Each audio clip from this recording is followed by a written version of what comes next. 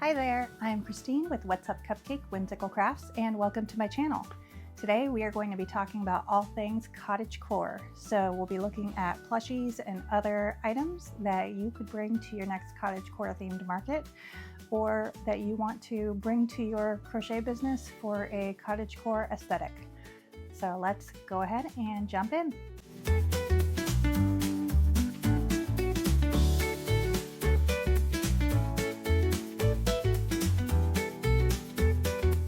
All right, so what started all of this was that I am signed up for a geek market at the end of this month in actually Durham, North Carolina. I'm in Raleigh, but Durham is the next city over. And the geek market specifically for this instance has a cottagecore theme for the market. So typically this market, the organizers have done themes like gaming, anime, stuff like that. In this particular instance, they did a poll of the vendor group that they have that typically applies to their shows, and the consensus was cottagecore. I was all for that until I started to really think about, what does that mean? I have an idea in my head of what I think cottagecore is, and I can like express kind of the feelings of what cottagecore is, but I had to go to Google and get some clearer guidelines around a cottagecore feeling. So ultimately, words that were describing cottagecore: rustic, vintage, floral, natural, handcrafted, cozy, whimsical, you know I like that one, and idyllic. So thinking vibes along a life in the countryside, connection to nature, traditional skills like gardening, baking, sewing, crafting. You know we're all into that last one.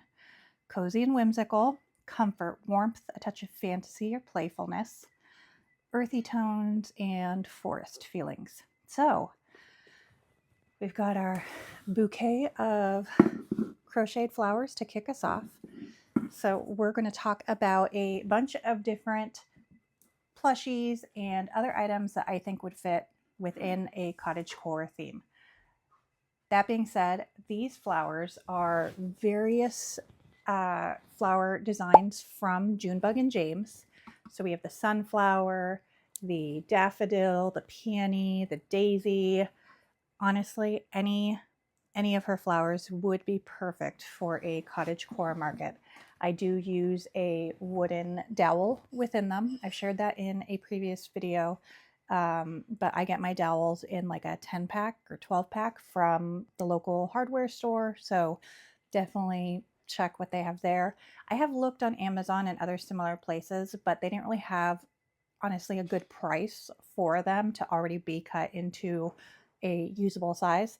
So I want to say it was like a couple bucks at my local hardware store to just get dowels from there.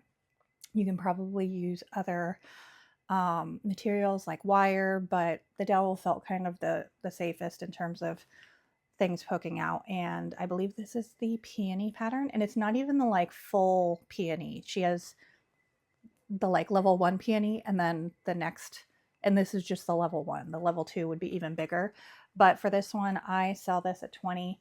My flowers range from I think 18 to 25, the sunflowers being the most at 25, because they are very large and do require quite a bit of work to get to that state.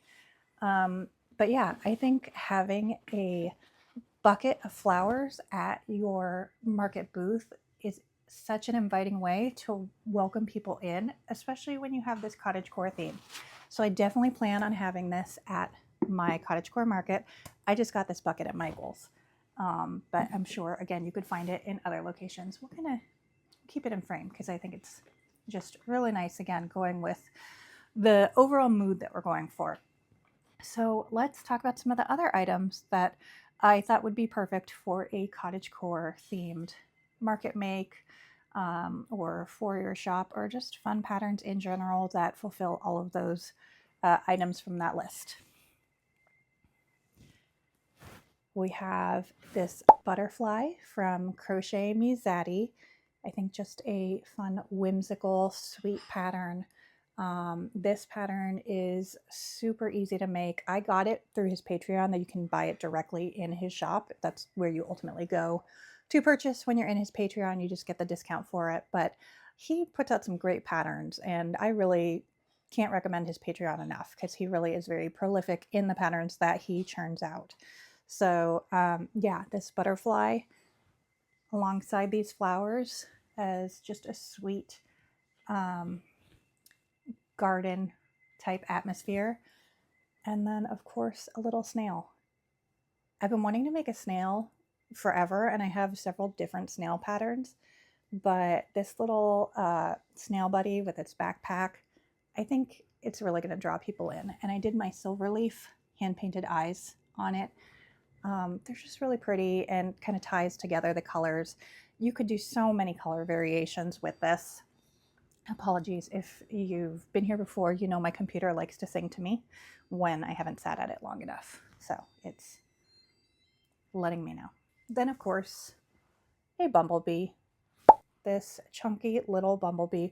All of these patterns will be linked in the description below. I have the website whatsupcupcakecrafts.com, and within that I have links to the patterns that I talk about, my preferred supplies, my Etsy shop, which I have a lot of items that I sell related to crochet making. So amigurumi sticks, stitch markers, safety eye installers, and I do have some plushies in there too, but I think most people that are watching me are probably crocheters, and if you're not, welcome. But yeah, just a fun little bumblebee. I'll also put the name of the pattern makers on the top because I don't have them all written down, because honestly there's a lot that I'm going to be covering in this video today. So just a sweet bumblebee for your garden. I also did one in brown, and this is Bernat Mystical in the like mystical yellow, and the black, and this is I think taupe, which can be hard to find from Bernat, but it's a nice dark brown. For the bees, I also think if you can make a bee fuzzy, that is a surefire way to get people to be interested in it, just from even the perspective of like wanting to pick it up, feel it, squish it. This feels like bliss yarn. It can take a minute to get used to working with it, but it really does elevate items to where customers are just instantly drawn to them.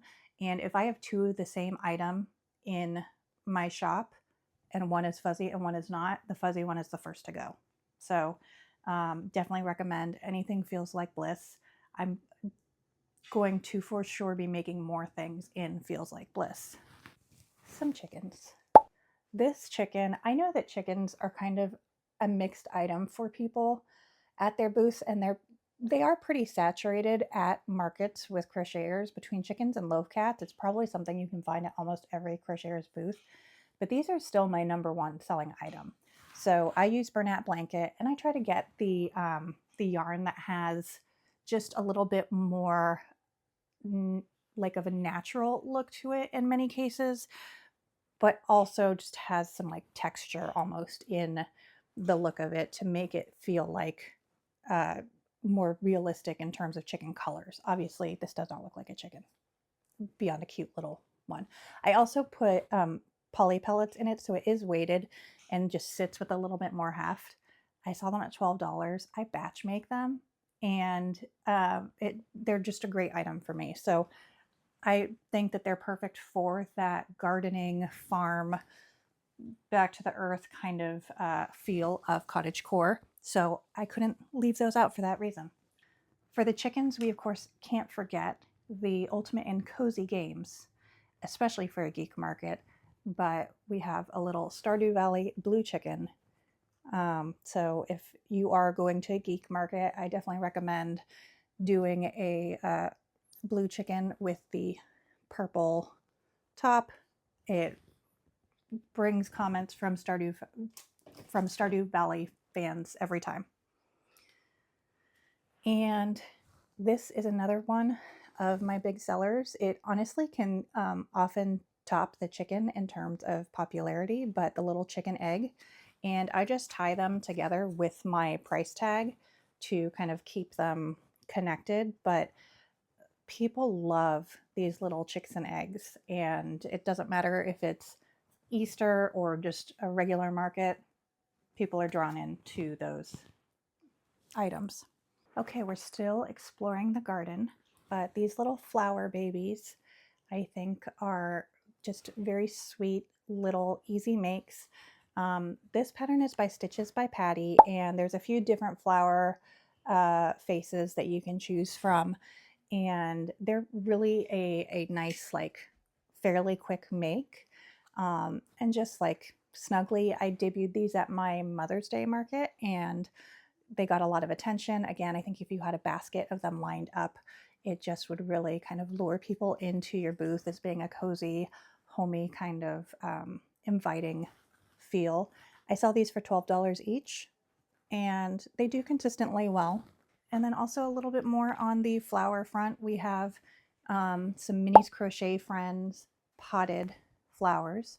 Daffodil, tulip, she has a bunch of designs. I think there's a lily.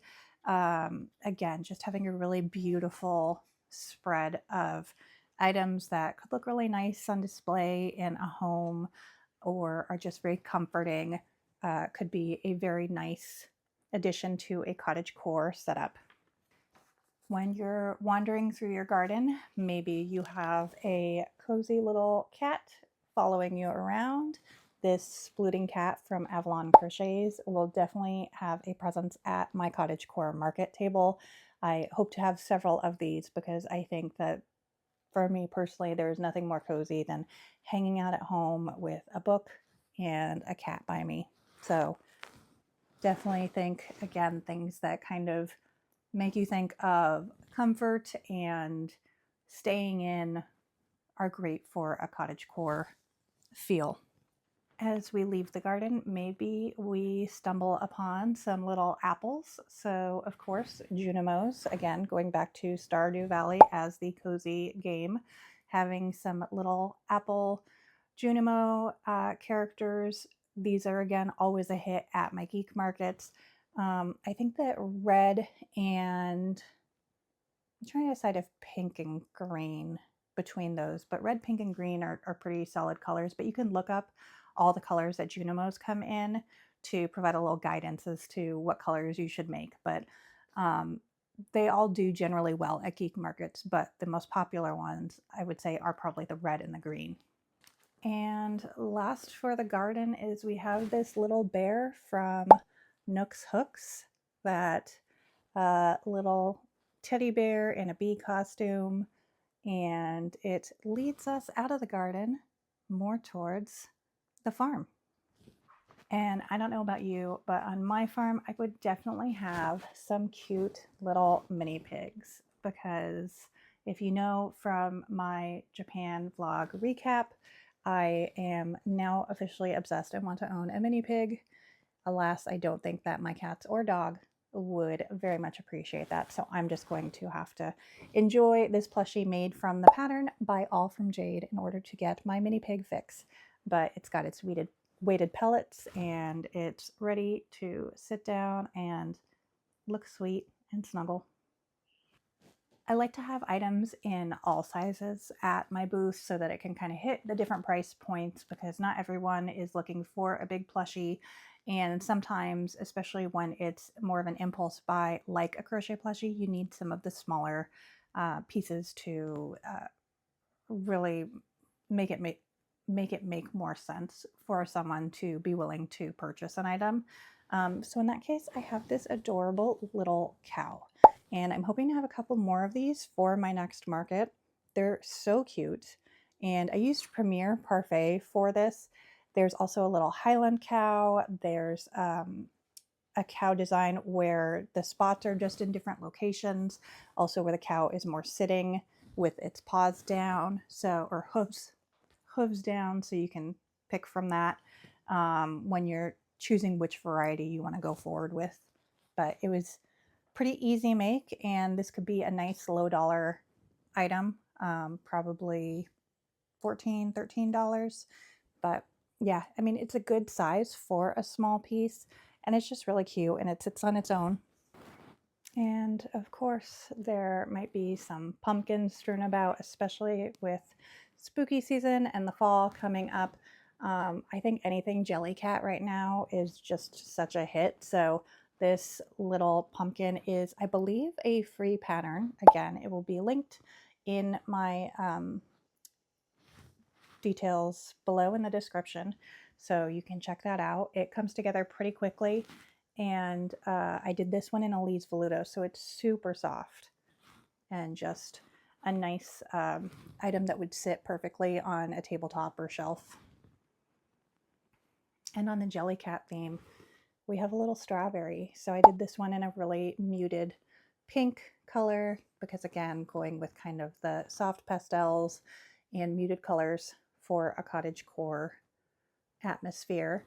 And yeah, it's a nice size too, because again, it kind of falls in between the itty bitties, but also larger size. So this could probably be a $15 item on my table, which I think is pretty enticing. And you can do this in traditional strawberry colors as well, like a brighter red to have the like white spots pop out a little bit more. They are on there. It's just hard to see in this lighting.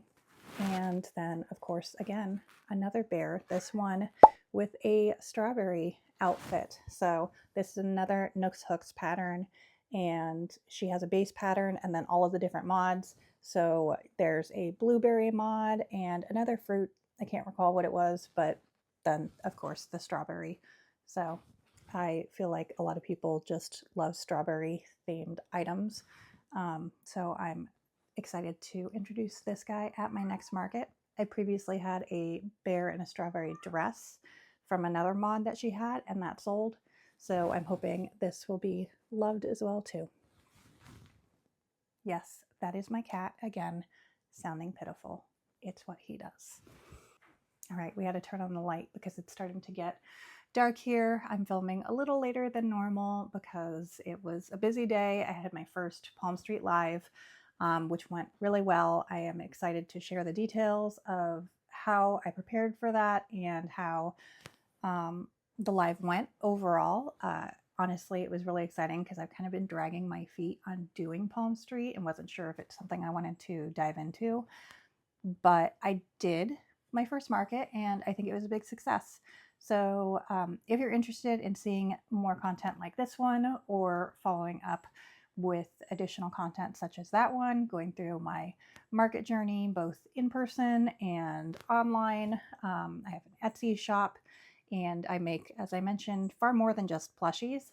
So if you're interested in all that, please hit that like and subscribe button, and I'd love to have you follow along on this journey. I'm also on Instagram as What's Up Cupcake Crafts, and I post just some highlights of my makes each week, and sometimes I do giveaways. I'm working on releasing my first pattern, which should actually be published the day that this video goes live, hopefully. So, you know, all of that information I share both on YouTube and on Instagram, so you can follow along. But let's get back into these cottagecore patterns. How about this adorable little chipmunk? Talking about little makes, this was so easy and so fun to make, and I definitely think this will be a hit in my markets. I love how the tail turned out. I could absolutely see myself making a bunch more of these, and I hope to in preparation for this market. I would love to have at least 4 of them because I think they're just so cute, and it could be, you know, a $10 item at my table. I need to time myself making it to make sure that, you know, I'm pricing it appropriately, but just a sweet little chipmunk. And I believe this pattern also comes with a pumpkin house that the chipmunk can nest in, because the pattern also has a little mouse in a mushroom house. So I have had this at my markets before and it always gets a lot of attention. Again, I use my little tags to attach them to each other. But the mushroom house and this little mouse are just a fun little accessory, similar to the chipmunk and the pumpkin. So I would definitely recommend these for a cottagecore theme. As we're going into the woods just outside of our little cozy cottage, maybe we find some acorns on the ground. These little acorn poppers are another fun, fast make. They're from Cable and Canvas, and I typically sell her items at around $8 to $12, depending on which one it is. So this would probably be an $8 item. It comes together pretty fast. I made a couple of these already. And I find that my poppers do best when I kind of have them in like a basket together and advertise poppers and keep them kind of in a similar price range, or maybe there's just two levels of pricing, but just an adorable little acorn pop. And when we stumble upon that acorn pop, maybe it's because there is the cutest little squirrel with its acorn bag. This pattern is from Dee Dee's Plushies. I have had this pattern for so long. I just absolutely love it. And I believe there's a koala and a fox, but I can't remember what their accessories are. But like this squirrel with its little acorn hat and its acorn bag. Oh my goodness, I could not resist. I also did the weighted pellets in it, so it sits perfectly. The tail just has that super cute curve to it. It's an adorable pattern, and I think that I can set a little theme stage on my table to kind of showcase some of these items and set that woodland feel. Adding some more popping mushrooms. The red ones sell the best for me for, I think, obvious reasons of Super Mario Brothers, but honestly, all of them sell well for me. The red ones are the first to go, but having other colors, people just tend to seem to gravitate towards these little mushroom pops, again, from Cable and Canvas. While we're talking about fun little popping items, this little toad on his mushroom spot, it pops. The pattern offers both options of the popping version or having them separate. I've made this before, again, for my first geek market this year, and they sold out at that market, and I just haven't had time to remake them. So I've made a couple of them for this market. I'm hoping to have another. I think I sold them for 22.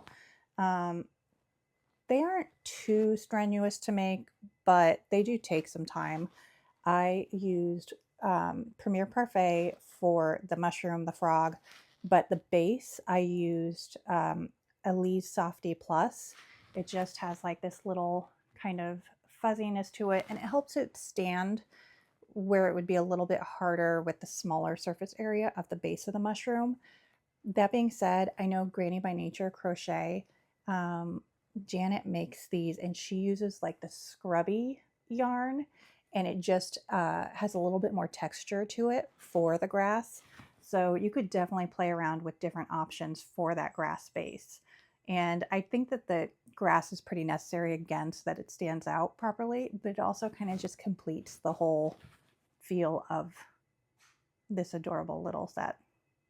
We, of course, have some more mushroom friends. This mushroom sprite pattern is a very easy make again, and it comes out a good size. So this would be an item that I would probably price. Yeah, I do this one for $30, but you could play with the different colors. You know, if you maybe did them in batches, I don't even know if you could really do this one in batches to improve the time for it, but it is a really solid make. So I think that it should perform well at $30. I think it's just like a really whimsical kind of guy, and you can play with the hat in terms of how you have it positioned, adding spots to it if you want. And I feel like these little frog poppers are another item that does well at my markets, that has that cozy feel to it, and it's just really sweet and fun, and people get excited when they see this little lily pad with a frog popping out of it, as well as these flower poppers. Honestly, the Cable and Canvas patterns, once you get used to the technique of doing them, they just are such quick, great market makes that really attract people in. I mean, so many of us just want to like fidget with something mindlessly, and I think that they satisfy that. This one I don't think is from Cable and Canvas. I'll have to check, and again, I'll put it on the screen. But this is a bee coming out of a flower. So again, with the nature feeling and atmosphere.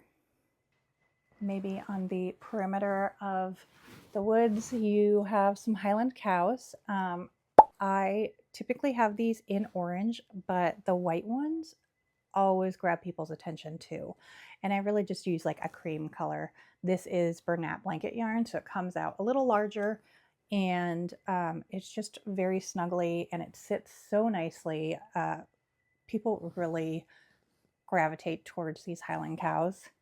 So definitely brings a cottagecore vibe to me, but I think that they would be great for any market, really. And of course, this is a different take on the Highland cow with a standing one. This one also gets a lot of attention at my markets, and typically I sell out of either one of the two. It seems like they kind of flip-flop on which one is the more popular one that people are interested in. And I hand paint my safety eyes for these. I think having some more forest creatures and general nature animals that you would find in the woods, like this adorable raccoon. I think items that kind of have accessories always make people smile or, you know, tend to gravitate towards them. So this bear holding a little bumblebee should be perfect for that. Just again, nice and cozy and sweet, and a little different from what you'd probably see at a typical market booth. I've talked about this fox in a recent video, but I think that this definitely goes into the woodland theme, especially with that little bit of whimsy to it. And someone had mentioned in the comments to my video that it reminded them of the Robin Hood fox, and that was 100% what I was going for. I actually mentioned that in my Instagram post when I shared him, because I absolutely love that original Robin Hood cartoon. And I think that this is just a really fun, sweet item, especially if it's like an item going towards a child from maybe a grandparent or something. I don't know. I just think that something like this is just such a unique find that you wouldn't typically expect to see in like a big box store. So a way to kind of differentiate yourself as a small business and crocheter is having something a little bit more unique like this. And what would cottagecore be without maybe some gnomes? And again, I feel like gnomes have their moment where there's definitely a fan base of people who get really excited to see them. So I hope that this one is a success at the market. I also have, I don't know if it's an all from Jade swing buddy, but a gnome on a swing pattern. And this actually might be from that pattern, and I just made it in a larger yarn. This is Bernat blanket. And I put weighted pellets in it again so that it sits pretty sturdily. But the gnomes on the swings definitely do well at my fantasy markets or my geek markets. They don't do as well at regular markets. They kind of go in waves of popularity.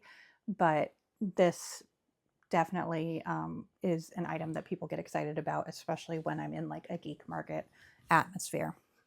And starting to wrap up the items from this Cottagecore collection, a little touch of whimsy again with this mushroom guy. I shared this in another one of my videos recently, but I think that this will be one of the showstoppers at my Cottagecore market booth.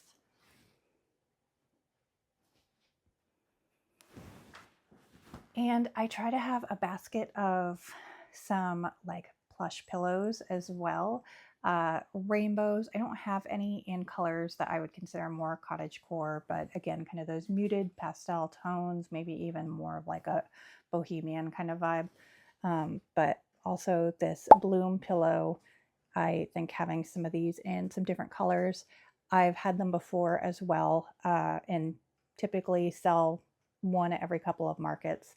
But it's just if you're trying to set a scene of floral, foresty kind of atmosphere for your table, I think that having some things like this too for people, especially who might come in and say like, oh, well, I don't have a kid that I'm shopping for, having some home accessory items can be really nice to kind of entice them to make a purchase. That is my cottagecore roundup. I would love to know if there are items that you would also add into this mix or other things that you would consider for a cottagecore market or overall feel. Please drop a note in the comments below. I'm very interested in hearing about that, and I also can't wait to share how my cottagecore market goes. I definitely have a lot more work to do as I prepare, but mostly just in making more of each of these things so that especially for some of the smaller items or the items that are like $20 and under, that I have a good assortment for people to pick from when they're shopping for their market goods. But I'm very excited for this cottagecore market. I feel like it's been a long time coming at this point, and it's been fun to find items that I think fit into this aesthetic. I hope you enjoyed this video. If you did, please hit that like button and subscribe so that you can follow along for future videos and posts that I have. I'm very excited to share these details of my small business journey as I continue to grow and try out new things and go to more markets. I am hoping to have some more markets this fall season beyond. I have one at the end of August and I have one currently scheduled in October. But beyond that, I'm waiting on acceptance notices from them. And while it feels like it's very late for me to be hearing these things, a lot of the markets that I apply to either just opened up their fall applications or they only release their acceptance notices until like right before the market, like 2 months out. So now is the time when they should start to be trickling in. So hopefully I will have more to share around that front. And I will be sharing the recap of my first Palm Street live selling experience and how that went, what I did to try and make it successful. Spoiler, it was successful. But then share some of those tips, and we have a lot of packing to do from that market. So if you like the packing videos, those are coming too. I try to drop some of them in shorts just in case people don't want to watch packing videos, but I think a lot of people generally are, working on a project or have something in the background when they're working on crochet or similar activities, cross stitching, whatever it might be. I know I do. So hopefully those future videos are also for you. All right, thank you very much and have a great day. Bye.